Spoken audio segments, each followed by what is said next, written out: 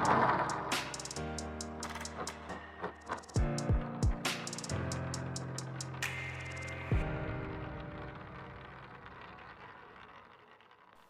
मसीह की मसीह में मेरे प्यारे भाई और बहनों, मैं आपका भाई सूरज एक बार फिर से आपके समक्ष बाइबल अध्ययन लेके आया हूँ।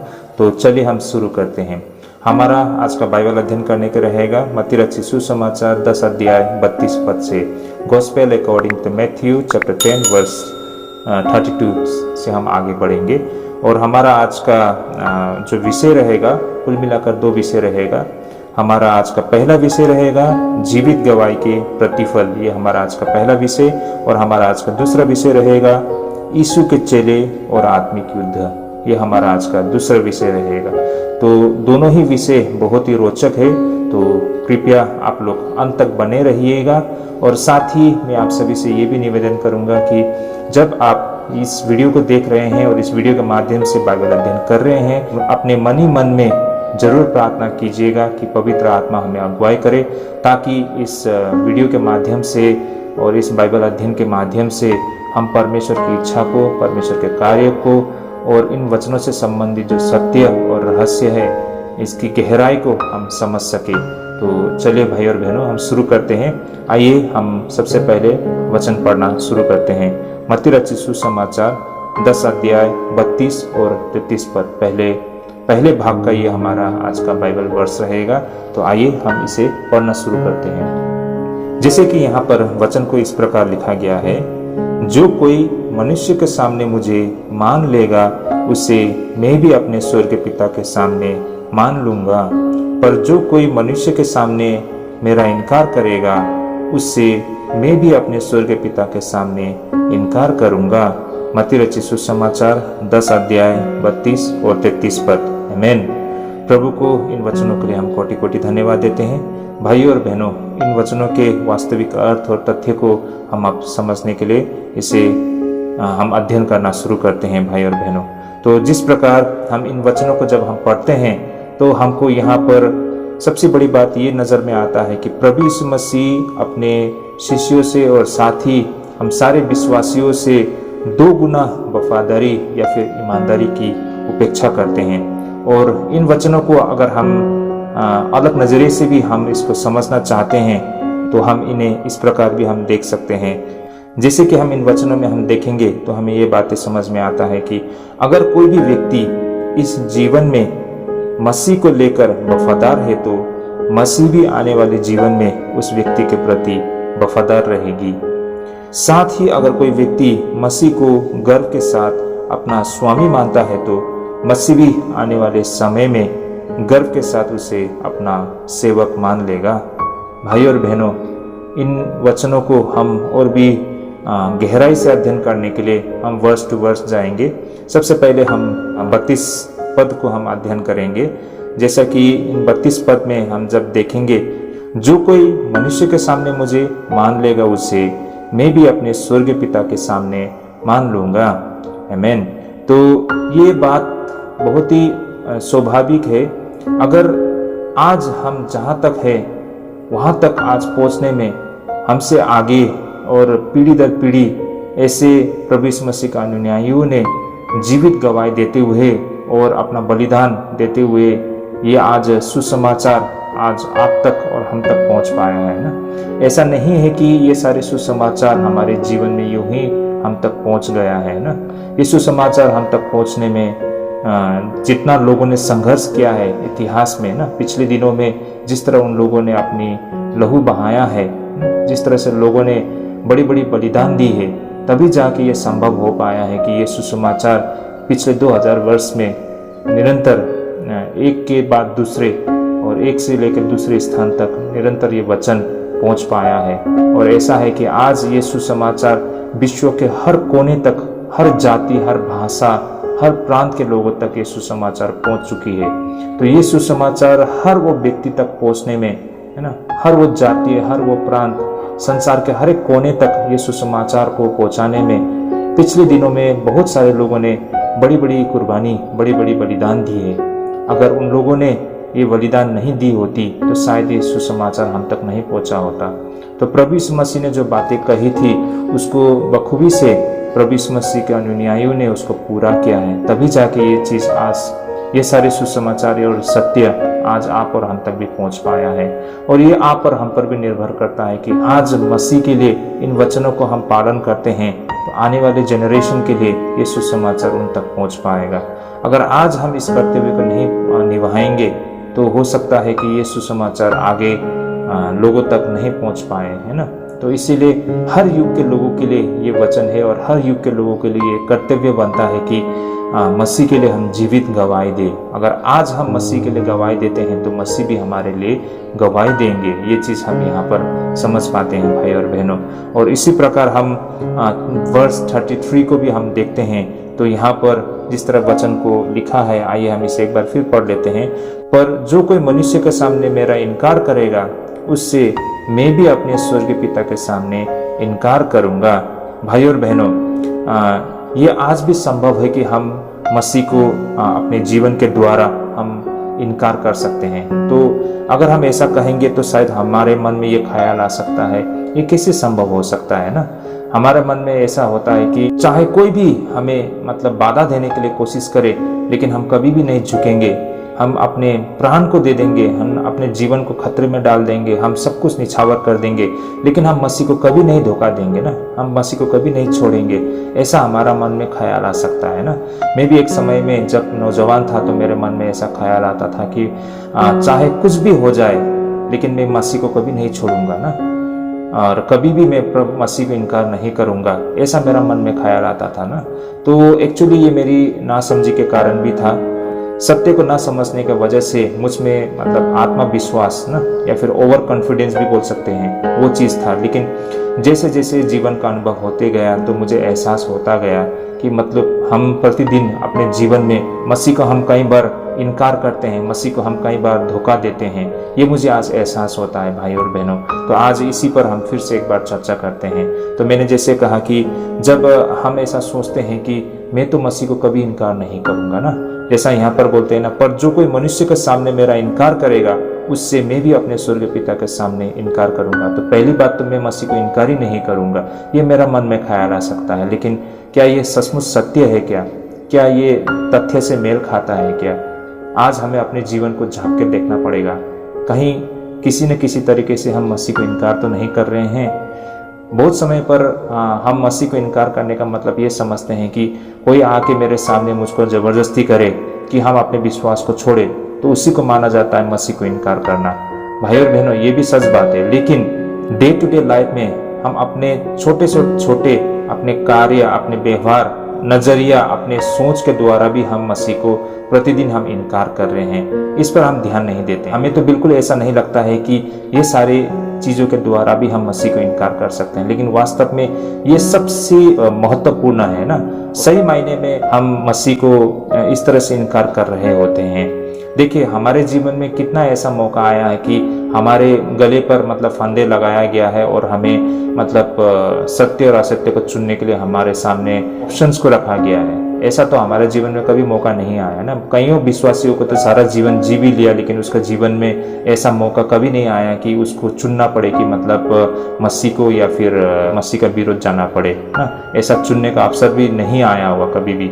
जहाँ पर आप रहते हैं, हमारे यहाँ तो मसीह यानी कि क्रिश्चियन मेजोरिटीज है ना। अन्य जातियों के द्वारा हम पर इस तरह से अत्याचार होने का तो बात नहीं आती है ना। शायद हम में से बहुत लोगों को ये मौका ही ना मिले कि हमें चुनना पड़े मसीह को या फिर मसीह का विरोध करना पड़े। इस तरह का हमें चॉइस ही ना मिले, है ना।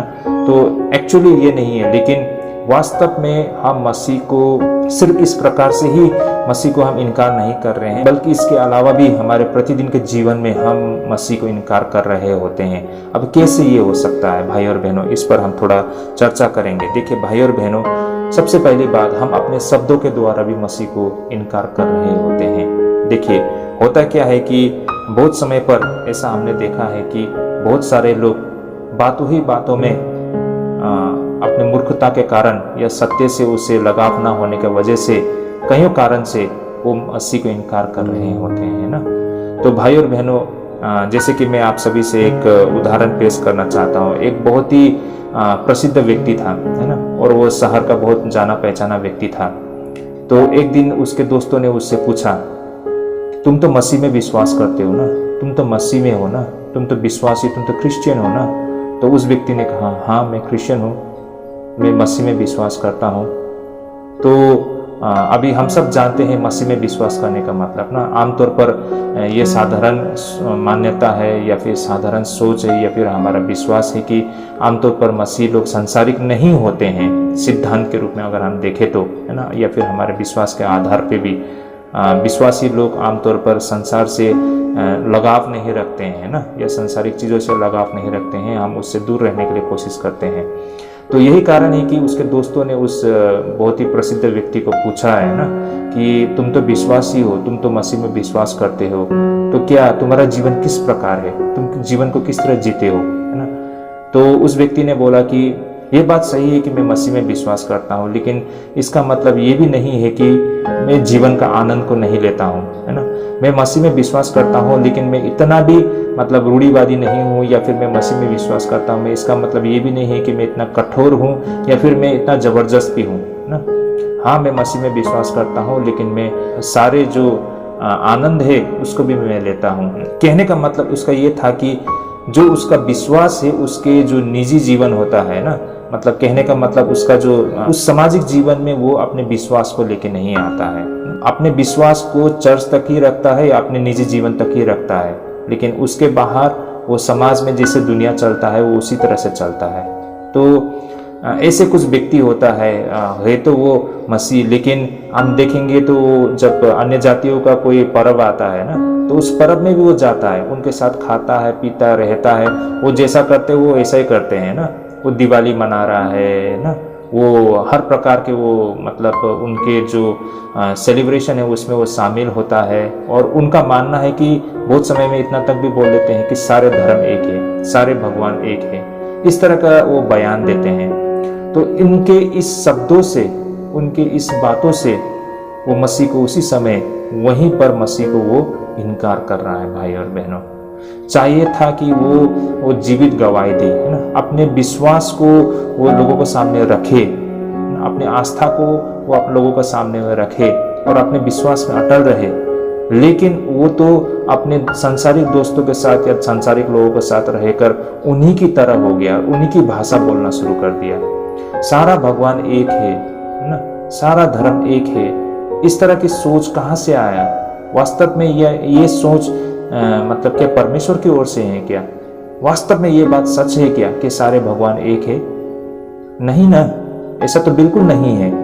लेकिन ऐसा क्यों कहते हैं लोग? ऐसे लोग हैं जो मतलब मानते हैं कि उनका सोच बहुत सिक्युलर है ना, और वो मानते हैं कि मतलब उसे हर लोगों से मिलके चलना है ना, तो वो अपने विश्वास को चर्च तक नहीं रखते हैं या फिर अपने निजी जीवन तक ही रखते हैं, है ना।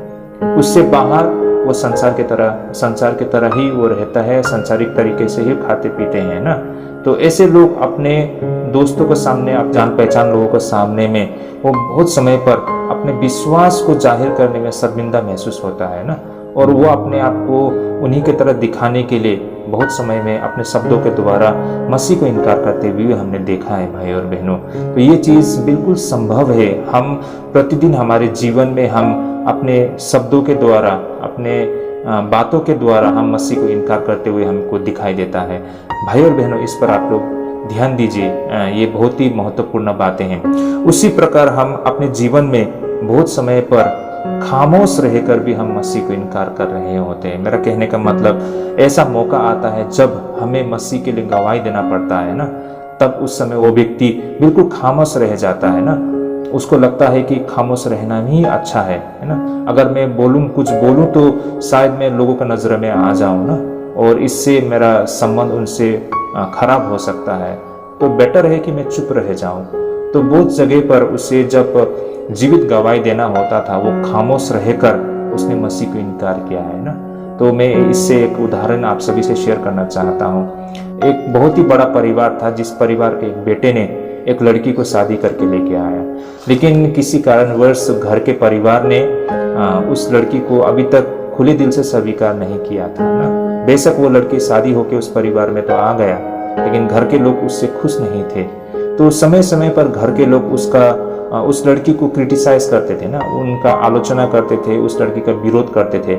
लेकिन उनका आलोचना करने का तरीका, विरोध करने का तरीका बेशक वो बिल्कुल मतलब विनम्र तरीके से करते थे ना, लेकिन विनम्र ही सही है तो आलोचना ही ना। तो वो लड़की को बहुत चुभता था ना, उसको बहुत दर्द होता था। तो वो लड़की ने जीवन भर इस तरीके से उस परिवार को सहा है ना। भले ही ये बातें उस परिवार के बाहर कभी नहीं निकला हो ना, लेकिन उस परिवार के अंदर में ही उस लड़की को बहुत टॉर्चर, मेंटली टॉर्चर किया गया है ना। वो लड़की लेकिन जीवन भर वो चुप रहा, और एक दिन एक समय आया जब वो एक उम्र तक पहुंच गई ना।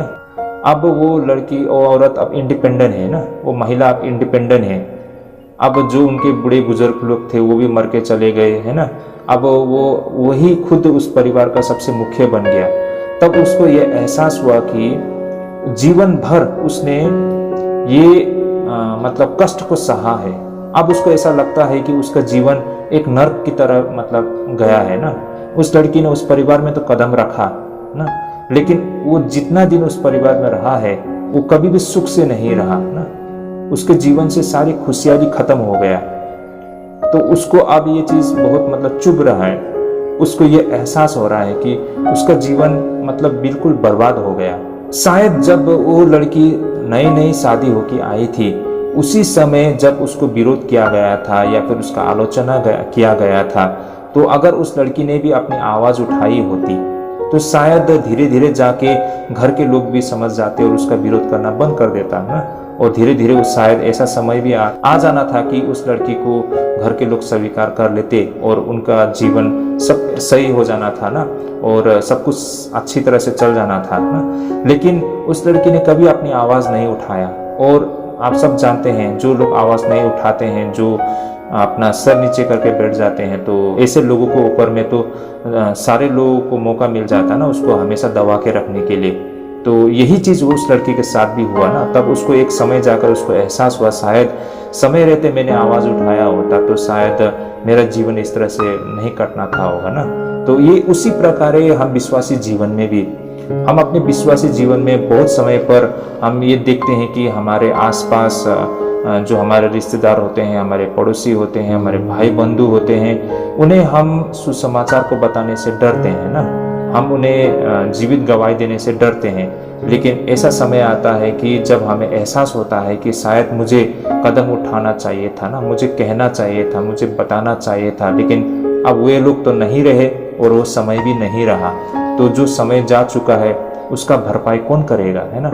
तो ऐसा भी होता है बहुत समय पर जब आपको सत्य का साथ देना होता था, लेकिन अपने फायदे के लिए या फिर अपना नुकसान के डर से आप चुप रह गए, है ना। जो हानि हुआ उस हानि का जिम्मेदार आप भी हो, है ना। आपने जानते हुए देखते हुए शायद आप कुछ बोलते, शायद आप कुछ आवाज उठाते तो शायद जो बुरे लोग होते थे शायद वो भी पीछे हटना था। लेकिन आपकी आवाज न उठाने की वजह से बुरे लोगों को ये मौका मिला या फिर उनको वो हिम्मत आई और उन लोग ने और भी अत्याचार किया।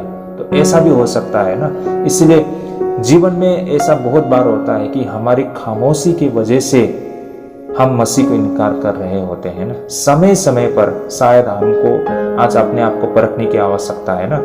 हमने शायद जीवन में कई बार खामोश रहकर मसीह को इनकार किया है। अब रहे तीसरी बात, किस प्रकार हम मसीह को अपने प्रतिदिन के जीवन में इनकार करते हैं, वो है हमारे अपने कार्य के द्वारा, हमारे एक्शंस के द्वारा। भाई और बहनों, हम इस तरह के जीवन जी रहे होते हैं जो हमारे प्रतिदिन के जीवन में उस गवाही का निरंतर इनकार कर रहे होते हैं। हम अपने मुंह से तो गवाही देते हैं, लेकिन कार्य से हम मसीह को इनकार कर रहे होते हैं। भाई और बहनों, ये चीज सबसे महत्वपूर्ण बातें हैं ना। हम मुंह से तो हम बहुत बार बोल देते हैं, मुझे बहुत गर्व होता है, मैं ईसाई हूँ, इस तरह का लोग स्लोगन देते हैं ना, इस तरह की बातें बोलते हैं ना। अरे भाई, इसमें इतना गर्व करने वाली बात क्या है? आपने किया ही क्या है जो आप इतना गर्व करेंगे? आपने मसीह के लिए आज तक आपने क्या कुछ मसीह के लिए किया जो आप इतना गर्व करेंगे? तो भाई और बहनों, इस तरह के सोच हम लोग रखते हैं ना।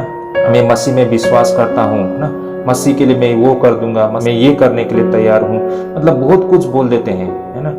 लेकिन उसके खुद के कार्य से वो मसीह को इनकार कर रहे होते हैं। भाई और बहनों, हम विश्वासी जितने उस पवित्रता के सुसमाचार के प्रति अपनी निष्ठा दिखाई थी, वही व्यक्ति समय समय पर उस पर दाग लगाती है। ऐसा होता है कि जिस मसीह के पीछे आपने चलने का निर्णय की थी और अपना क्रूस उठाने का दृढ़ निश्चय की थी, आज वही व्यक्ति अपने आराम और आनंद के लिए दुनिया से संघर्ष करता दिखाई दे रहा है। भाई और बहनों, ये बात बिल्कुल सत्य है। हमने ऐसे बहुत सारे लोगों को देखा है जो शुरुआत में तो जब मसीह में वो आते हैं, है ना, तो बिल्कुल उनका विश्वास बहुत, उसका स्तर बहुत ऊंचा होता है ना। मतलब वो हर चीज करने के लिए तैयार होता है ना। मसीह के लिए वो समय देता है, मसीह के लिए वो बलिदान देता है, मसीह के लिए वो कार्य करता है। लेकिन धीरे धीरे अचानक एक दिन वो गायब हो जाता है। जब कहीं उनको हम मिलते हैं और हम पूछते हैं कि भाई आप तो ना तो आजकल परमेश्वर की सेवकाई में जुड़ते हो, ना प्रार्थना संगति में आते हो, आप कहाँ रह गए? तो वो व्यक्ति बोलता है कि मैं आऊँगा, मैं जरूर जुड़ूंगा, मैं कुछ समस्या में हूँ। लेकिन जब हम उनके बारे में जांच पड़ताल करते हैं तो आज के डेट में वो बिल्कुल सांसारिक बन चुका है ना, बिल्कुल सांसारिक बातों में वो लिप्त हो चुका है। तो ऐसे लोग, हमको बहुत सारे लोग दिखाई देता है कि एक समय में वो बहुत मजबूत था, लेकिन समय के साथ वो फिर से एक बार वो संसार की ओर लौट जाता है ना। वो जानता है भला और बुरा क्या है ना, लेकिन वो संसार की ओर वो खींचता चला जाता है। वो इस तरह का व्यक्ति बन जाता है कि मतलब दूसरे अन्य जातियों की तरह ना सांसारिक चीजों के लिए वो संघर्ष करता हुआ दिखाई देता है ना। वो अपने परिवार के साथ में लाइफ को एंजॉय करना चाहता है ना, वो घूमना जाना चाहता है, उसके लिए ढेरों सारे पैसा चाहिए, उसको अच्छी अच्छी गाड़ी चाहिए, बड़ी बड़ी गाड़ी चाहिए, उसको बड़ा बड़ा घर बनाना है ना, उसको खाना पीना, लाइफस्टाइल ना, बच्चे लोगों का पढ़ाई और बैंक बैलेंस, मतलब वो सारे चीज़ों को मेंटेन करने के लिए वो लोगों से संघर्ष कर रहा होता है ना।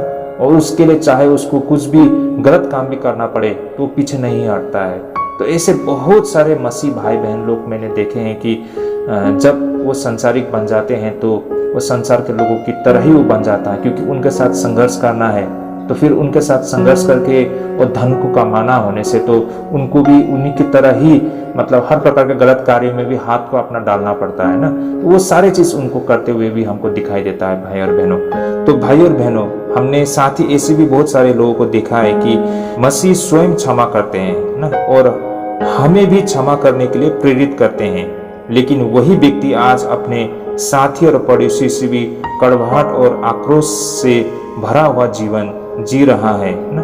तो ऐसे हमने बहुत सारे भाई बहन लोगों को अपने जीवन में देखा है ना, कि हमने शिक्षा क्या पाई है, लेकिन हम किस तरह का जीवन हम जी रहे हैं, इस पर ये बातें हमको समझ में आता है कि उसके काम से वो दिखा रहा है ना।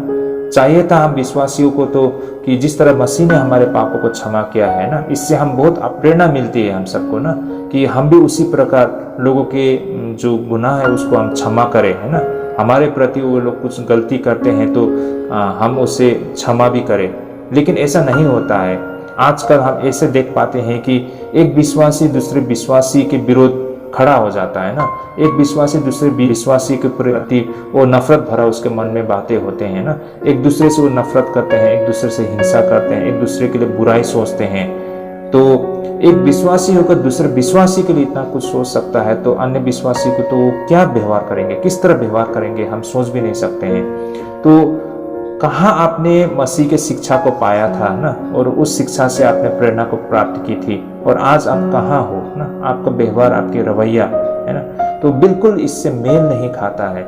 बहुत समय में ऐसे मसीह लोग भी होते हैं जो अपने फायदे के लिए इतना कुछ गिर जाते हैं कि मान लीजिए उदाहरण के लिए कोई विश्वासी किसी ऑफिस में नौकरी करता है ना, तो जब उसको मौका आता है तो उसके हाथों में कोई अथॉरिटी होता है, उसके हाथों में कोई प्रबंधन होता है, तो उस अथॉरिटीज को, उस प्रबंधन को अपने फायदे के लिए इस्तेमाल करते हैं। ऐसे विश्वासी लोग भी हैं जो आज अपने जाति, अपने प्रांत के नाम पर लोगों से भेदभाव करते हैं। चाहिए था उस विश्वासी को कि क्या गलत है और क्या सही है ना, सही का साथ देना है, गलत को उसको बिल्कुल नज़रअंदाज कर देना है ना, या फिर गलत के खिलाफ में खड़ा होना है और सत्य का साथ देना चाहिए था। लेकिन ऐसा नहीं होता है आजकल। हम जहाँ रहते हैं वहाँ पर हम ऐसे विश्वासियों को, ऐसे क्रिश्चियन, ऐसे ईसाई लोगों को भी हम देखते हैं जो आज अपने जाति के लिए मात्र वो काम करना चाहते हैं ना, या फिर अपने ही प्रांत के लोगों के लिए मात्र काम करना चाहते हैं। ये किस तरह का विश्वासी लोग हैं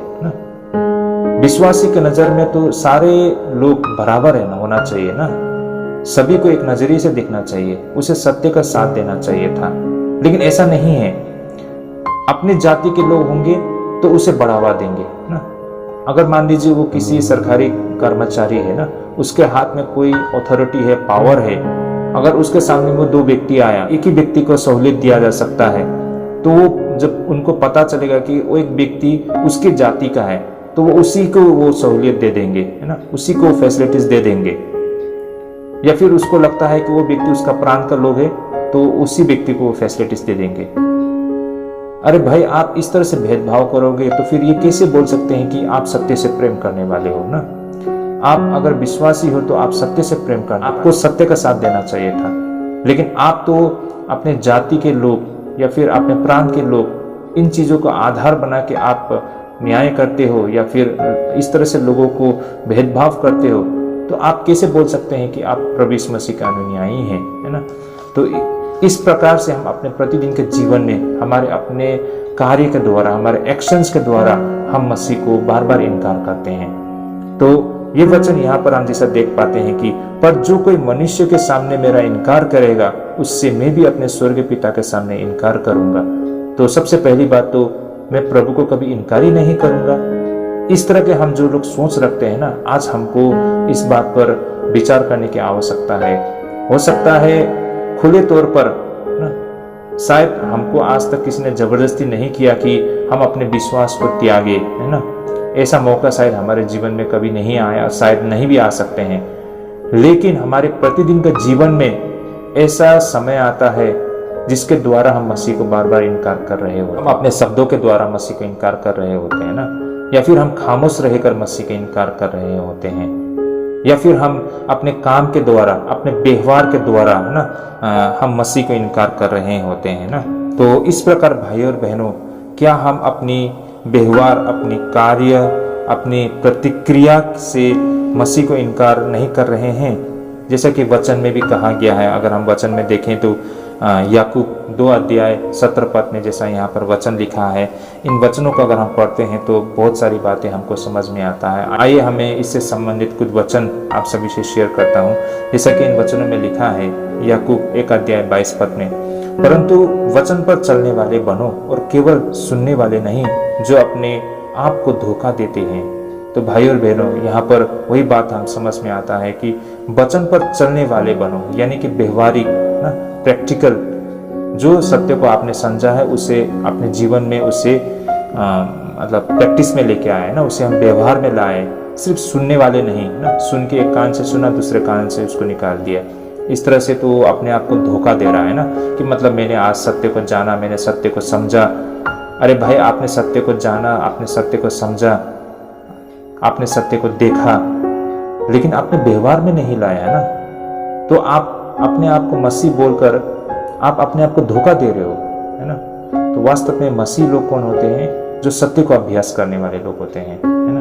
तो आप वही चीज तो नहीं कर रहे हो, सिर्फ सुन रहे हो, तो फिर इस तरीके से तो अपने आप को मसीह बोलकर आप धोखा दे रहे हो भाई और बहनों। तो उसी प्रकार याकूब 2:17 में जैसा लिखा है कि वैसे ही विश्वास भी यदि कर्म सहित न हो तो अपने स्वभाव में मरा हुआ है। देखिए भाई और बहनों, इन वचनों में कितनी साफ साफ इन बातों को लिखा है ना।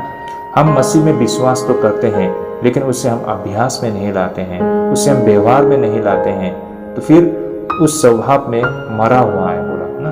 तो ऐसे विश्वास का कोई मायने नहीं बनता है जो वास्तव में अभ्यास में न लाता हो ना, जो व्यवहार में नहीं आता हो, तो ऐसे विश्वास का कोई मायने नहीं बनता है।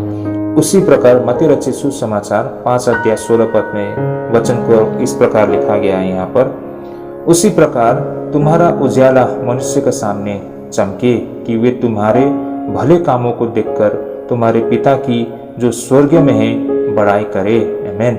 तो भाई और बहनों, ये कितना खूबसूरत वचन है ना। इन वचनों में बिल्कुल साफ साफ लिखा है कि उसी प्रकार तुम्हारा उजियाला मनुष्य के सामने चमके। तो लोगों के सामने हमें जो ज्योति है वो चमकने के लिए हमें तो उससे अभ्यास में लाना पड़ेगा ना, हमारे जीवन से लोगों को दिखना चाहिए वो ज्योति को ना। तो भाई और बहनों, ये चीज हमको यहाँ से समझ में आता है कि अगर हम सत्य को, जो सत्य हमने प्राप्त किया, उस सत्य को हम व्यवहार में नहीं लाते हैं तो हम अपने जीवन से उन चीजों को हम दिखा नहीं सकते हैं ना, उसको हम डेमोन्स्ट्रेट कर नहीं सकते हैं। तो यही कारण है कि उसी प्रकार तुम्हारा ज्योति मनुष्य के सामने चमके बोला है ना, लोगों के सामने प्रकट हो। जो सत्य हमारे अंदर है वो लोगों तक प्रकट होने के लिए सिर्फ मुंह से, शब्दों से नहीं, बल्कि हमारे व्यवहार, हमारे कर्म से करके उनको दिखाना पड़ता है ना। इसलिए कहा जाता है, कहावत है इंग्लिश में ना, कि action speak louder than word ना। तो हमारा कार्य हमारे शब्दों से ज्यादा बोलता है बोला। इसी प्रकार तीतस 1:16 में जैसा यहाँ वचन लिखा है, वे कहते हैं कि हम परमेश्वर को जानते हैं पर अपने कामों से उसका इनकार करते हैं, क्योंकि वे घृणित और आज्ञा न मानने वाले हैं और किसी अच्छे काम के योग्य नहीं। आमीन। तो भाई और बहनों, ये वचन देखिए कितना स्पष्ट और साफ साफ कहा गया है कि अपने कामों से उसका इनकार करते हैं बोला। तो भाई और बहनों, ये हमारा आज का विषय भी था ना, कि हम प्रतिदिन अपने जीवन में मसीह को अपने कामों से हम इनकार करते हैं। ये होते हुए हम देख पाते हैं अपने जीवन में ना, हमारे व्यवहार, हमारी रवैया, हमारी प्रतिक्रिया, इन चीजों में दिखाई देता है कि उस ज्योति को लोग हमारे जीवन के द्वारा देख पाए, लेकिन होता है इसका बिल्कुल विपरीत ना। तो अपने कामों से इनकार करते हैं बोला ना, और घृणित और आज्ञा न मानने वाले किसी अच्छे काम के योग्य नहीं। तो भाई और बहनों, इन वचनों पर हमें आज ध्यान केंद्रित करने की बेहद आवश्यकता है। और उसी प्रकार हम देखते हैं लूका रचित सुसमाचार 6 अध्याय चैप्टर 6:46, जैसा यहाँ लिखा है, जब तुम मेरा कहना नहीं मानते तो क्यों मुझे हे प्रभु कहते हो। तो भाई और बहनों, हम मसीह की आज्ञा को नहीं मानते हैं, मसीह की इच्छा को समझना नहीं चाहते हैं, मसीह के कार्य को हम अभ्यास में नहीं लाते हैं। बस हम अपने फायदे के लिए ना, या फिर हमारे अपनी मांगों को मनवाने के लिए और अपनी इच्छा को पूरा करने के लिए हम मसीह के आगे पीछे इसलिए घूमते रहते हैं कि हमारी जरूरत को पूरा कर सके। लेकिन हम मसीह की बातों को सुनना नहीं चाहते हैं और उसके पीछे हम अभ्यास करना नहीं चाहते हैं ना, सत्य को अभ्यास में नहीं लाना चाहते हैं। जब आप वचन को नहीं सुनोगे, उसे अभ्यास में नहीं लाओगे, तो कैसे अनुभव कर पाओगे, है ना। जब आपके जीवन में अनुभव ही नहीं है तो जीवन में आप कैसे प्रवेश कर पाओगे। आज यही कुछ हो रहा है कि देखिए हमारे चारों तरफ ये चिन्ह चमत्कार दिखाने वाला ना, हर कोई आशीष की बातें करने वाले लोग, वो सब इन चीजों में ही लोगों को भरमा के रख दिया है ना। और लोग भी ऐसे ही है कि मतलब बस उन सारी चीजों के लिए ही वो मसीह के निकट आए हैं। तो रात दिन एक ही बात बोलते रहेंगे, हे प्रभु हे प्रभु हे प्रभु, मेरा ये समस्या है, ये मेरी मांग है, ये मेरी जरूरत है, प्रभु इसको पूरा कर दो। अगर आप मेरा ये सारे बातों को पूरा कर देंगे तो मैं जीवन भर आपका सेवा करते रहूंगा, आपके प्रति वफादार रहते रहूंगा। इस तरह से वो मुंह से ही बोलते रहते हैं, मुंह से ही बोलते रहते हैं और मुंह से ही मांगते रहते हैं। लेकिन ये लोग, ऐसे व्यक्ति लोग कभी भी परमेश्वर के वचन को सुनने के लिए इच्छुक नहीं है ना। वचन को वो लोग पढ़ते नहीं है, उसे जानने के लिए कोशिश नहीं करते, उसके वास्तविक अर्थ को समझने के लिए कोशिश नहीं करते हैं। जब आप उनको सामने वास्तविक और खरी शिक्षा रखते हैं ना, सुनने को दिल नहीं होता है। उनको क्या चीज सुनना अच्छा लगता है? सिर्फ आशीष, सिर्फ आशीष, सिर्फ आशीष ना। जहां पर उसे उसकी मांगों को पूरा होते हुए दिखता है ना, जब वहां पर उनकी जरूरत को पूरा होते हुए दिखता है, उन्हीं वचन को, उन्हीं संगति में उनको जाना अच्छा लगता है। लेकिन जब खरी शिक्षा के बारे में बातें करते हैं ना, तो फिर उनको नींद आ जाती है ना, उनको वहां पर सुस्त महसूस होता है ना। इस तरह की संगति में उनको जुड़ना अच्छा नहीं लगता है। तो ऐसे लोग हैं, तो आप बताइए ऐसे लोगों को विषय में क्या कहा गया है यहाँ पर कि मेरा कहना नहीं मानते हो तो क्यों मुझे हे प्रभु कहते। परमेश्वर की बातों को नहीं सुनते हो, उसे अभ्यास में नहीं लाते हो, है ना। तो आप अपने जीवन से कैसे प्रभु को संतुष्ट कर पाओगे, है ना। एक मनुष्य होने का अपने कर्तव्य को कैसे निभा पाओगे, आप कैसे जीवन में प्रवेश कर पाओगे। तो यही कारण है भाई और बहनों, हमारे जीवन में समय चला जाता है लेकिन परिवर्तन कभी नहीं आता है। तो इस पर हमें आज चर्चा करने की आवश्यकता है भाई और बहनों। तो ये था हमारा आज का पहला विषय। अब हम आगे बढ़ते हैं हमारे आज के दूसरे विषय पर। जैसे कि हमने पहले भी बताया, हमारा आज का दूसरा विषय है यीशु के चेले और आत्मिक युद्ध। इस पर हम अब चर्चा करेंगे। हमारा बाइबल वर्स रहेगा Matthew chapter 10 verse 34 up to 39। आइए इन वचनों को पहले हम पढ़ लेते हैं। जैसे कि यहाँ पर इन वचनों को लिखा गया है, यह न समझो कि मैं पृथ्वी पर मिलाप कराने आया हूँ। मैं मिलाप कराने को नहीं पर तलवार चलाने आया हूँ। मैं तो आया हूँ कि मनुष्य को उसके पिता से और बेटी को उसकी माँ से और बहू को उसकी सास से अलग कर दूँ। मनुष्य के बैरी उसके घर ही के लोग होंगे। जो माता या पिता को मुझसे अधिक प्रिय जानता है वो मेरे योग्य नहीं, और जो बेटा या बेटी को मुझसे अधिक प्रिय जानता है वह मेरे योग्य नहीं, और जो अपना क्रूस लेकर मेरे पीछे न चले वो मेरे योग्य नहीं। जो अपने प्राण बचाता है वह उसे खोएगा, और जो मेरे कारण अपना प्राण खोता है वह उसे पाएगा। मत्ती 10 अध्याय चैप्टर 10 वर्स 34 अप टू 39। आमीन। प्रभु को इन वचनों के लिए कोटि कोटि धन्यवाद हो। तो चलिए भाई और बहनों, अब इन वचनों पर हम विस्तार से चर्चा करते हैं। तो भाई और बहनों, इन वचनों में हम देख पाते हैं कि जिस तरह से प्रभु यीशु मसीह ने पूरी ईमानदारी से बिल्कुल खुलकर अपनी बातों को व्यक्त किया है ना। और ऐसा लगता है कि शायद जिस तरीके से प्रभु यीशु मसीह ने यहाँ पर बातों को इतना खुलकर बताया है, शायद ही कभी प्रभु यीशु मसीह ने इतना खुल के अपने शिष्यों को ये सारे बातें बताए होंगे। तो यहाँ पर जिस स्तर का मांग प्रभु यीशु मसीह अपने शिष्यों से कर रहे हैं उससे कोई समझौता नहीं किया जा सकता है। यहाँ प्रभु यीशु अपने लोगों से कहते हैं कि अगर वे प्रभु यीशु के लिए सुसमाचार प्रचार करने के लिए तैयार होते हैं तो उसके साथ क्या कुछ हो सकता है, उन सारी चीज़ों को वे उपेक्षा कर सकते हैं। जैसे कि यहाँ पर वचन में हम देख सकते हैं, यह न समझो कि मैं पृथ्वी पर मिलाप कराने आया हूँ। मैं मिलाप कराने को नहीं पर तलवार चलाने आया हूँ। मैं तो आया हूँ कि मनुष्य को उसके पिता से और बेटी को उसकी माँ से और बहू को उसकी सास से अलग कर दूँ। बहुत ही इन वचनों को सुनने पर मतलब बहुत कठिन लगता है ना भाई और बहनों, इन सत्य को स्वीकार करने के लिए, क्योंकि मनुष्य के लिए सबसे प्रिय उसके परिवार होते हैं ना। और प्रभु के लिए उस परिवार को छोड़ना पड़े तो ये बहुत ही कठिन एक निर्णय होगा जो उसको अपने जीवन में लेना होता है। तो ये सारे शब्द, ये सारे वचन बहुत ही कड़वा है और बहुत ही मतलब गंभीर है और बहुत ही मतलब असहनीय है। तो मनुष्य के बैरी उसके घर ही के लोग होंगे, ऐसा भी बोलते हैं प्रभु यीशु मसीह ना। और जो माता या पिता को मुझसे अधिक प्रिय जानता है वो मेरे योग्य नहीं, और जो बेटा या बेटी मुझसे अधिक प्रिय जानता है वो मेरे योग्य नहीं। तो ये सारे वचन बहुत ही कठोर है ना, क्योंकि मैंने जैसे बताया हम सारे लोगों के लिए परिवार मायने बहुत रखता है भाई और बहनों। और मसीह के लिए उसी परिवार को जब हमें छोड़ना पड़ता है तो ये बहुत ही कठिन प्रक्रिया होता है और बहुत ही मुश्किल मतलब निर्णय होता है, जिसे हमें जरूरत पड़ने पर मसीह के लिए सब कुछ त्यागना होता है। तो और जो अपना क्रूस लेकर मेरे पीछे न चले वह मेरे योग्य नहीं, ऐसा प्रभु यीशु मसीह बोलते हैं। और जो अपने प्राण बचाता है वह उसे खोएगा, और जो मेरे कारण अपना प्राण खोता है वह उसे पाएगा। तो भाई और बहनों, इन वचनों के जो वास्तविक अर्थ है, इसकी गहराई और इससे संबंधित सत्य को हम अब थोड़ा चर्चा करेंगे। यहाँ पर प्रभु यीशु मसीह 4 ऐसी चीजों को पेश कर रहे हैं इन पैसेज के द्वारा ना।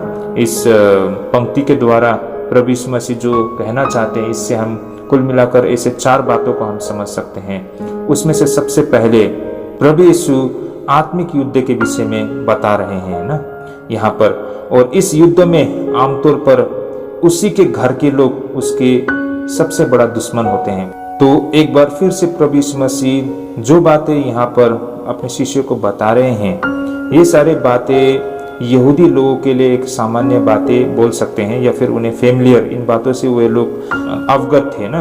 इन बातों के वास्तविक अर्थ को भी वो लोग जानते थे। देखिए, बात यह है कि यहूदियों का मानना है कि जब प्रभु का दिन आएगा, परिवार के सदस्यों के बीच में संघर्ष होगा ना, परिवार के सदस्य एक दूसरे के खिलाफ होंगे या फिर एक दूसरे का विरोध में खड़ा होंगे। ये सारी बातें यहूदियों के लिए एक सामान्य बातें थी।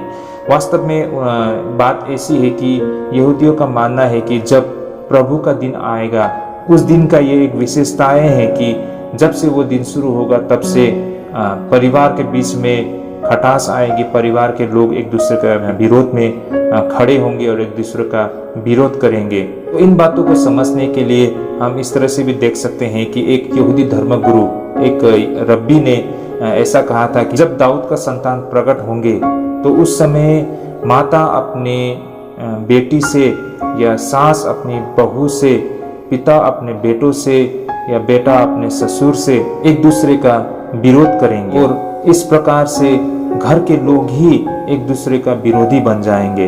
तो यहाँ पर जैसे प्रभु यीशु मसीह ये बताना चाहता है कि जिन चीज़ों का आप लोग इंतजार कर रहे हो ना, जिस दिन का आप लोग इंतजार कर रहे हो, वो समय अब आ चुका है। और वास्तव में हम देखेंगे तो वो चीज़ उसी दिन से शुरू हो गया था जिस दिन प्रभु यीशु मसीह को क्रूस में टंगाया गया था, और उसी समय से मसीह का युग शुरू हो गया और प्रभु का दिन आ गया था ना।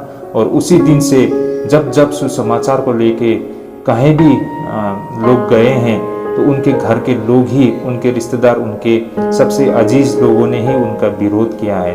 तो जो आमतौर पर यहूदियों का मानना था कि जब प्रभु का दिन आएगा तो उस समय घर के परिवार एक दूसरे के प्रति खड़ा होंगे ना, एक दूसरे का विरोध करेंगे, वो चीज़ जब मसीह को क्रूस में टंगाया गया और उस दिन से जब सुसमाचार का प्रस्थान होना शुरू हुआ, तभी से आज तक ये चीज़ हम देख पाते हैं। इवन आज भी हम ऐसे ऐसे परिवार हैं जहाँ पर हम देख पाते हैं कि अपने विश्वास के खातिर ना, मसीह में उनका विश्वास के वजह से उनके घर के परिवार, उनके रिश्तेदार उनसे दूर रहते हैं ना, उनका विरोध करते हैं। ये चीज़ आज भी लोग अनुभव कर पाते हैं। इवन हम खुद भी इन चीज़ को एक्सपीरियंस करते हैं, अनुभव करते हैं। हम खुद के, हमारे जो रिश्तेदार होते हैं, हमारे अपने दोस्त भाई बंधु होते हैं, काफ़ी समय पर हमारी सोच अलग होते हैं और वे लोग हमारा विरोध भी करते हैं। और इससे क्या होता है, हमारे बीच में खटास आ जाती है और एक दूसरे का विरोध करना शुरू कर देते हैं। तो ये चीज़ जब से मसीह का युग शुरू हुआ तब से ये चीज़ आज तक हम देख पाते हैं। तो जो यहूदियों का मानना था कि प्रभु का दिन जब आएगा तो परिवार के बीच में ये दूरियां आएगी, और ये तभी से शुरू हो गया जिस दिन से मसीह को क्रूस में टंगाया गया था ना। तो उसी समय से मसीह का युग शुरू हो गया और प्रभु का दिन आरंभ हो गया ना। और प्रभु यीशु मसीह के साथ आगे बढ़ने का मतलब है आपके लिए चॉइस, या फिर आपके लिए ये चुनने का अवसर मिलेगा कि आप किसके साथ खड़ा होना चाहते हो ना। क्या आप मसीह को स्वीकार करना चाहते हो या मसीह को इनकार करना चाहते हो? ये चॉइस आपको हमेशा बने रहता है जब आप मसीह के साथ आप आगे बढ़ना चाहते हो ना। दुनिया हमेशा से दो भागों में विभाजित है, और वो क्या है, वो ये है कि मसीह को स्वीकार करे या फिर मसीह को अस्वीकार करे। और इनमें से सबसे बुरी और दर्दनाक बातें ये है कि इस आत्मिक युद्ध में उस व्यक्ति का सबसे बड़ा दुश्मन या विरोधी उसके घर के परिवार ही होते हैं। इसके अलावा हम देख पाते हैं कि कुछ लोग अपने परिवार और बच्चे से बेहद प्रेम करते हैं और इस कारण वो सेवा के मौका को गंवा देते हैं, या फिर उसकी प्रभु में बलिदान की आवश्यकता हो लेकिन वो इनकार कर बैठे, वो अपने परिवार को नहीं छोड़ना चाहता है या फिर वो खतरे में पड़ना नहीं चाहता है। जैसे कि यहाँ पर प्रभु यीशु मसीह कहते हैं, जो माता या पिता को मुझसे अधिक प्रिय जानता है वो मेरे योग्य नहीं, और जो बेटा या बेटी जो माता या पिता को मुझसे अधिक प्रिय जानता है वो मेरे योग्य नहीं, और जो बेटा या बेटी को मुझसे अधिक प्रिय जानता है वो मेरे योग्य नहीं।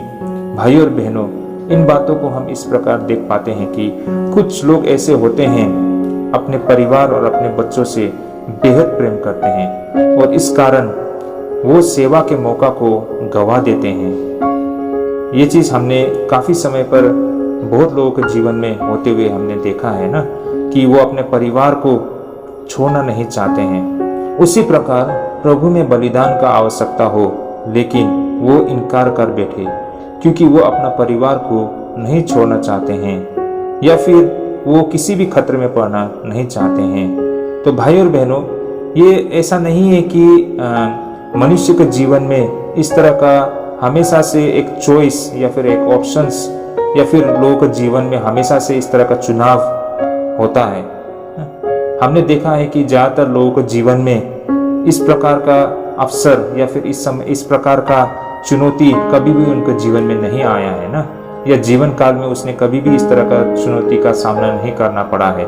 तो भाई और बहनों, एक प्रकार से देखेंगे तो ओब्वियसली परमेश्वर हम सभी से प्रेम करते हैं और प्रभु का कृपा और दया से प्रभु ने अब तक हम सभी के सामने में इस तरह का मौका को शायद नहीं रखा है या फिर कठिन परिस्थितियों को सामना हमें करना नहीं पड़ा है। लेकिन इसका मतलब ये नहीं है कि हमारे जीवन में कभी नहीं भी होना चाहिए, ऐसा भी नहीं है। जब इस तरह का मौका, इस तरह का समय हमारे जीवन में आएगा, तभी वास्तव में आपका विश्वास को भी परखा जाएगा ना, कि वास्तव में आप परमेश्वर के लिए कितना वफादार हो या फिर मसीह के लिए आप वास्तव में कितना आपके मन में निष्ठा है, तब पता चलता है। तो भाई और बहनों, ये भी बहुत आवश्यकता है कि इन सारी चीज़ों को हमारे जीवन में होना आवश्यक है कि हम अपने विश्वास को भी परखें और हम भी अपने आप को जाने और महसूस कर पाए कि हम कहाँ खड़े हैं ना, और हमारा विश्वास वास्तव में मसीह में कितना मजबूत है, इससे भी पता चलता है। और परमेश्वर इसी प्रकार से अपने लोगों को भी परखते हैं ना। तो भाई और बहनों, ये था पहली बात, आत्मिक युद्ध। जब हम मसीह के पीछे चलने के लिए निर्णय करता है तो हमारे लिए एक चैलेंजेस, एक चुनौती मिलता है कि हमें चुनना होता है, हम किसको चुनेंगे ना, ये हम पर निर्भर करता है। लेकिन हमारे सामने में ये अवसर, ये मौका आता है। इसी प्रकार हम देखेंगे आगे कि प्रभु यीशु मसीह यहाँ पर इस पैसेज के द्वारा लोगों को चॉइस यानी कि चुनने का अवसर दे रहे हैं ना, सबसे अच्छे संबंध या फिर मसीह के प्रति निष्ठा, किसे आप चुनना चाहते हो। मसीह लोगों को ये अवसर दे रहा है ना, ये चैलेंजेस दे रहा है या फिर लोगों को ये चुनाव करने का अवसर दे रहा है। भाई और बहनों, एक कहानी है जिसके माध्यम से इन बातों को हम गहराई से समझ पाए। देखिए, एक व्यक्ति था जिसके जीवन में एक अवसर आया ना, और उसको चुनाव करना था अपने परिवार को या फिर अनंत काल के लिए बंदी गृह में जाने का ना। तो ये उसके लिए बहुत ही कठिन अवसर था ना, ये बहुत ही कठिन समय था और ये निर्णय लेना कोई आसान बात नहीं था, क्योंकि उसके घर में उसकी पत्नी उसके बिना बिल्कुल बेसहारा हो जाएगा ना। उसके अपने छोटे छोटे बच्चे हैं और उन बच्चों में से भी एक ऐसी बच्ची है जिसकी आंख दिखाई नहीं देती है ना, और उसका कंप्लीट मतलब रेस्पॉन्सिबिलिटी, उस बच्चे का पूरा देखभाल करने का जिम्मेदारी उसी पर है। अब वो मसीह को चुनते हैं और उस वजह से उसको कारागार में बैठना पड़ेगा, उसको जेल में बैठना पड़ेगा ना, तो वो अपने परिवार को देखभाल नहीं कर पाएगा। तो उसका पत्नी का क्या होगा, उसके छोटे छोटे बच्चों को क्या होगा, और सबसे बड़ी बात, वो जो सबसे छोटी बेटी है जो देख नहीं पाती है, उसका देखभाल कौन करेगा। उस व्यक्ति के लिए आसान डिसीजन नहीं होगा भाई और बहनों ना। मसीह को स्वीकार करने की वजह से अगर वो जेल में चले जाएंगे तो इसका मतलब है वो अपने परिवार को बलिदान कर रहा है, अपने साथ ही साथ अपने परिवार को भी बलिदान कर रहा है ना। वो सिर्फ अपने आप को बलिदान नहीं कर रहा है, अपने परिवार को भी डबल, यहाँ पर 2 गुना बलिदान होते हुए हमको दिखाई दे रहा है। ये डिसीजन उस व्यक्ति के लिए इतना आसान नहीं है भाई और बहनों, ये बहुत मुश्किल का समय है ना। तो यहाँ पर हम देख पाते हैं कि मसीह जीवन में यहाँ पर चुनौती मिल रहा है ना, मसीह जीवन में यहाँ पर लोगों को चॉइस दे रहे हैं। ऐसा समय आता है कि हमारे जीवन में हमको चुनना होता है ना, किसी एक को चुनना होता है। लेकिन भाई और बहनों, फिर से एक बार मैं ये बातें आप सभी के सामने रखना चाहूँगा कि इस तरह का भयानक मोड़ ना, या इस तरह का भयानक अवसर हर किसी के जीवन में नहीं आता है ना। ये बहुत सारे कम लोगों को ये अवसर मिलता है।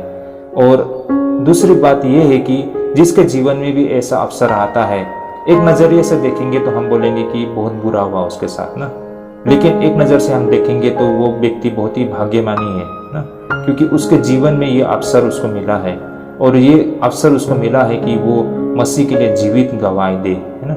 तो एक तरफ से देखेंगे तो वो उसके लिए एक बहुत अच्छा मौका भी है।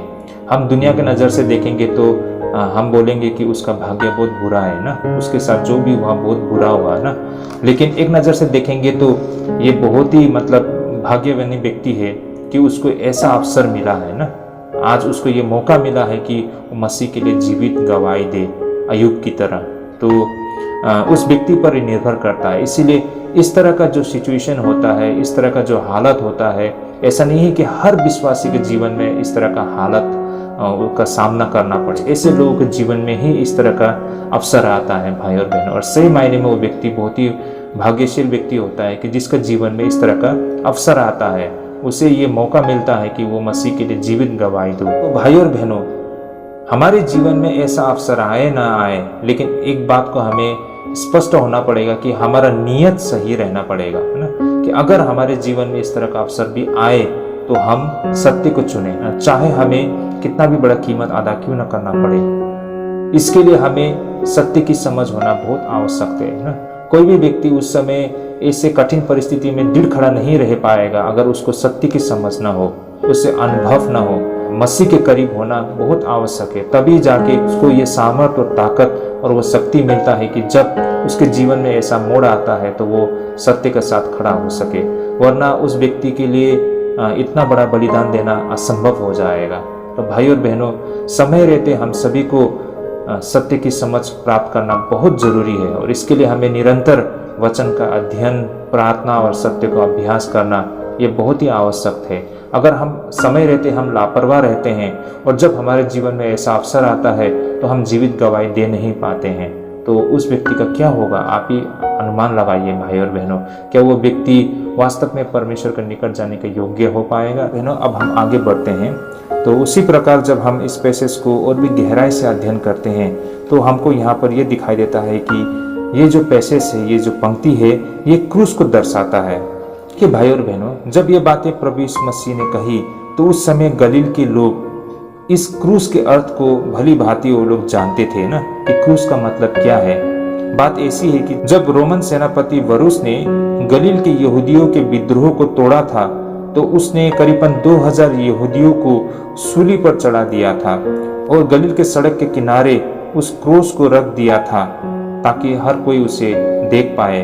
तो भाई और बहनों, हम सबको ऐसा लग सकता है कि प्रभु यीशु मसीह ही पहले व्यक्ति थे जिनको क्रूस में टंगाया गया, लेकिन वास्तव में सत्य ऐसा नहीं है।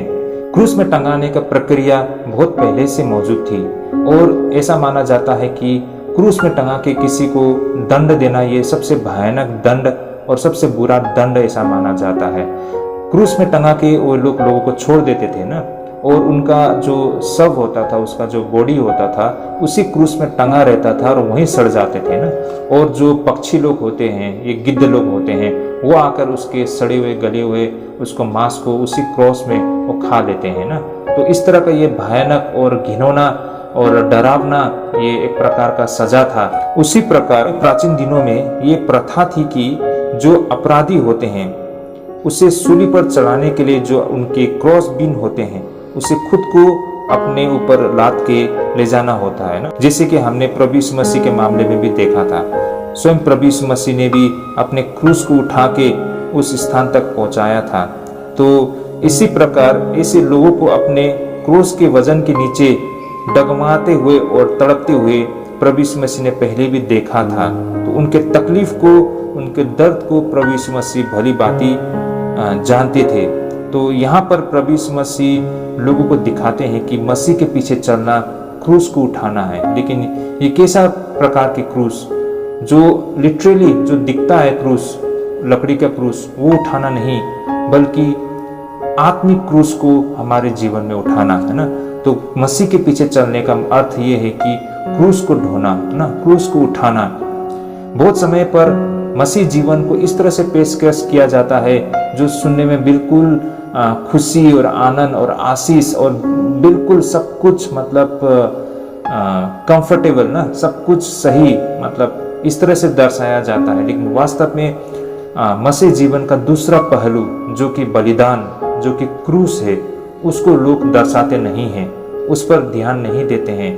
तो यही कारण है कि बहुत समय में हम मसीह के दर्द को, मसीह के तकलीफ को हम समझ नहीं पाते हैं। जब मसीह के दर्द और मसीह के तकलीफ को समझ नहीं पाओगे तो मसीह के उद्धार को हम कैसे समझ पाएंगे। तो भाई और बहनों, ये बहुत मायने रखता है। इस पैसेज से भी यहाँ पर जो अपने चेले को प्रभु यीशु मसीह जो चैलेंज दे रहा है कि जब तुम मेरे पीछे आना चाहोगे ना, जब तुम मेरे पीछे चलोगे तो तुम्हें बहुत कुछ सेक्रीफाइस करना पड़ेगा। जैसे कि उसमें से सबसे बड़ी बात उसके खुद के परिवार उसके विरोध हो जाता है। लोगों के लिए सबसे प्रिय उसके परिवार होते हैं ना, तो मसीह के पीछे चलने के कारण उसे अपने परिवार को भी त्यागना पड़े, है ना, क्योंकि उसके खुद के परिवार उसके विरोध में हो जाते हैं।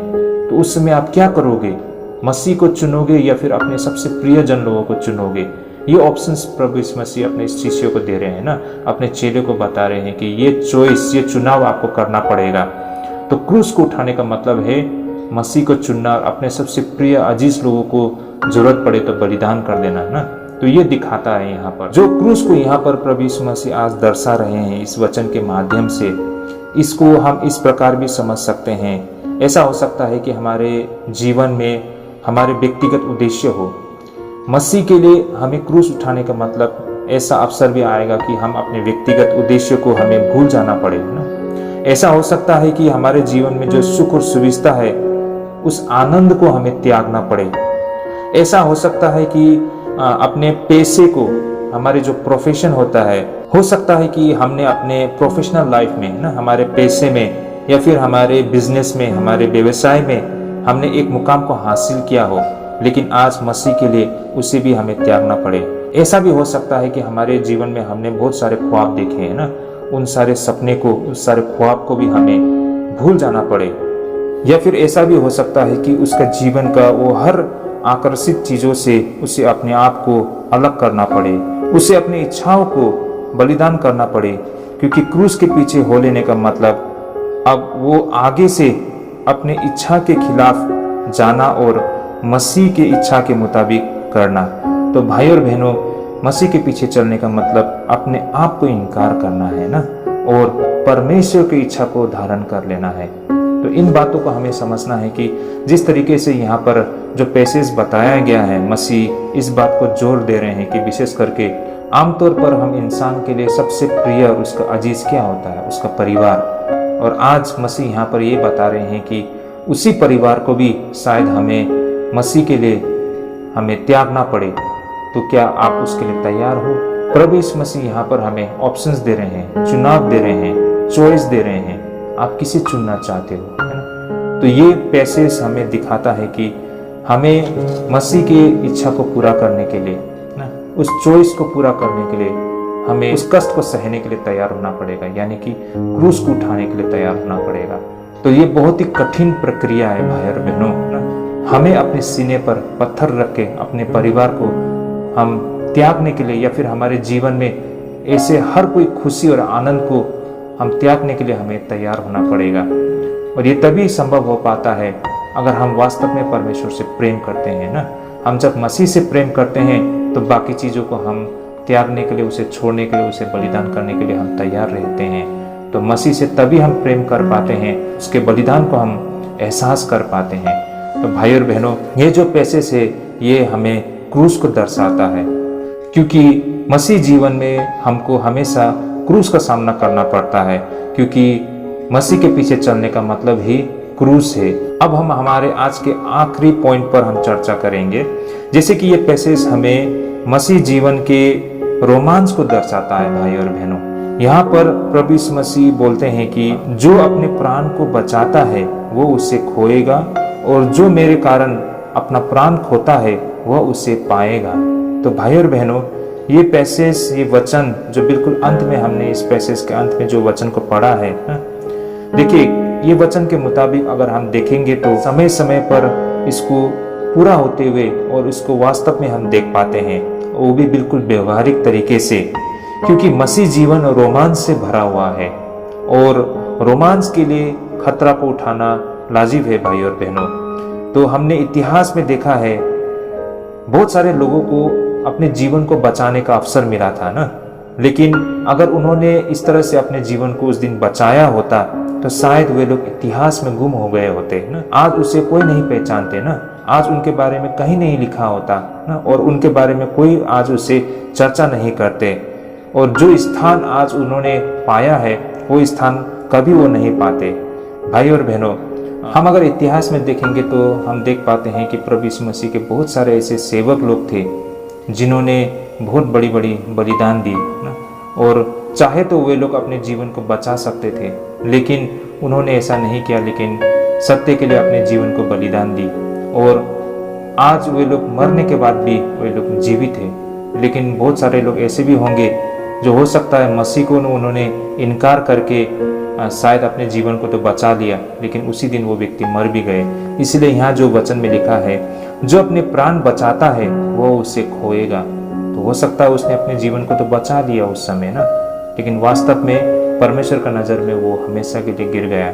और जो मेरे कारण अपना प्राण खोता है वो उसे पाएगा। तो हो सकता है आज बहुत सारे ऐसे परमेश्वर के सेवक ने अपने जीवन को बलिदान दिया है ना, अपना जीवन को निछावर कर दिया है। हो सकता है उसका जीवन वहीं पर अंत हो गया, लेकिन वास्तव में वो हमेशा के लिए अमर हो गया। इन वचनों को हम आज भी वास्तव में पूरा होते हुए देख पाते हैं।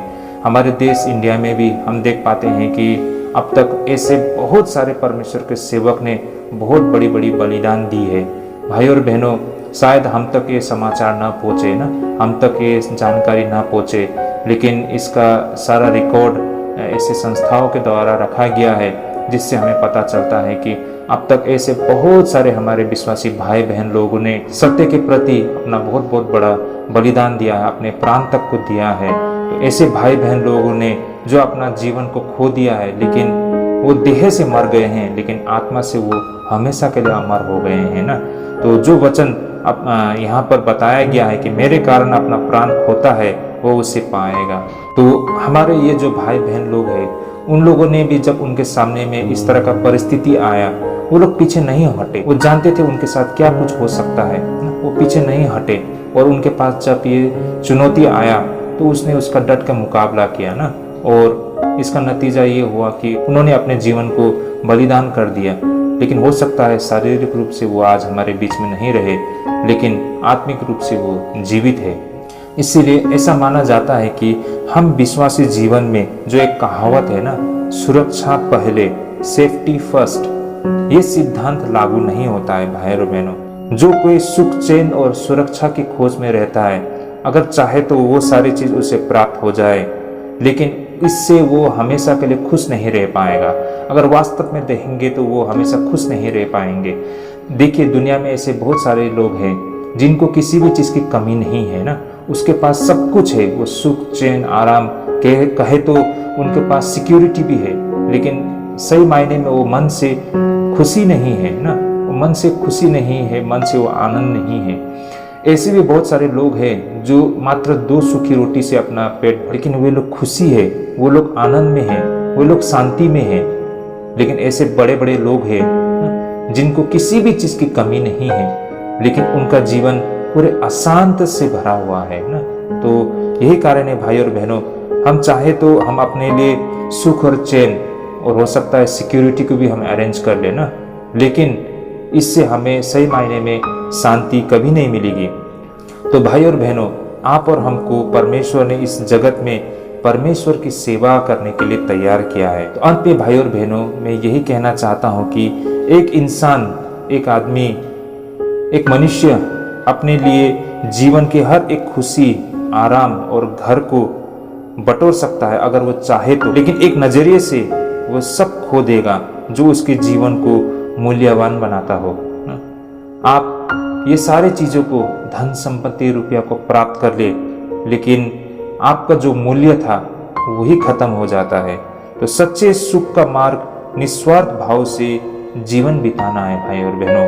केवल इसी तरह से हमारे जीवन का सही मायने बनता है।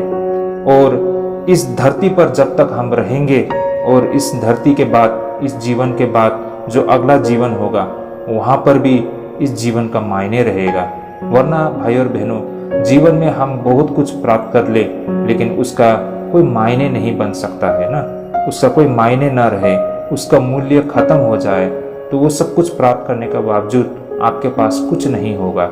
इसलिए भाई और बहनों, आज हम जो कुछ भी मसीह के लिए बलिदान करते हैं, वो उसके बदले में जो हमें प्राप्त होता है उसका मूल्य बहुत अधिक है। आज हम इस संसार को, इस दुनिया को देखकर हम अपने आप को सुरक्षित रखना चाहेंगे ना, तो फिर हम बहुत बड़े समस्या में हैं। तो इस प्रकार हमारे आज के बाइबल अध्ययन से हम ये समझ सकते हैं कि प्रभु यीशु मसीह के पीछे चलने का मतलब है ये एक आत्मिक युद्ध को लड़ना ना, और हमेशा हमारे जीवन में एक चॉइस या फिर एक चुनौती हमेशा बने रहता है ना, और उस चुनौती में हमें क्रूस को उठाना है कि इस संसार का हो लेना है, ये हमारे लिए हमेशा एक चॉइस बने रहता है।